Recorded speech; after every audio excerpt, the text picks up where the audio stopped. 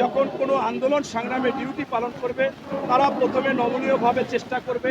একটা পর্যায়ে যদি তাদের উপরে হামলা করা হয় তাহলে সে তো প্রতিরোধ করবে বা প্রতিবাদ করবে, প্রতিরোধ করারই চেষ্টা করবে, এটাই হচ্ছে নিয়ম।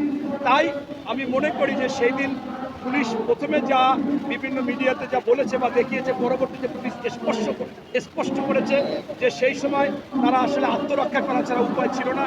এবং আমি যে সমস্ত নারী নেতৃত্ব ওখানে গিয়েছিল এরা তো আসলে রোজা কি, নামাজ কি, আল্লাহ কি, পশ্চিম কোন দিকে, কেন পশ্চিম কাবার দিকে হয়েছে, এগুলো বাংলাদেশ থেকে কাবার পশ্চিম দিকে, অন্যদিকে কাবার দিকে, এইগুলো আসলে জানেও না।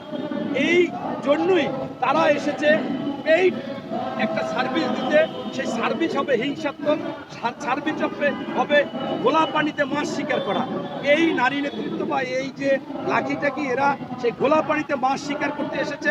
অবশ্যই তারা পুলিশের উপর আগেও ওরকম হামলা করার অভ্যাস আছে, জানে যে এতে কিছু হবে না।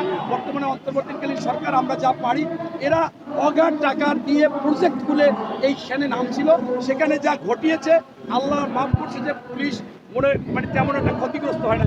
তাদের টার্গেট ছিল আরও যে একেবারে একটা অন্যরকম কিছু ঘটিয়ে দেবে, সেইটা ঘটাইতে পারে না। এজন্য পুলিশ বর্তমান সরকার এবং আমরা শুকরিয়া আদায় করি। তবে এই শাহবাগীদের অবশ্যই আইনের আওতায় আনতে হবে এবং যারা আগে ছিল তাদেরকেও এরকম মাঝে মাঝে আসবে। এই জন্য যেহেতু তারা ওই সময় অনেক টাকা পয়সা খেয়ে আন্দোলন সংগ্রাম করেছিল, ওই ফাঁসি কার্যকারী করতেছিল, এই কাজগুলো আগে করার জন্য এদের লোভ ঢুকে গেছে। আপনার যদি কারো মধ্যে লোভ ঢুকে যায়, এই লোভ কিন্তু যায় না। অতএব এখন সেই আওয়ামী লীগের থেকে অনেক সুযোগ সুবিধা নিয়ে এই লোভীয় কাজকাম করবে, আন্দোলন করবে, এদেরকে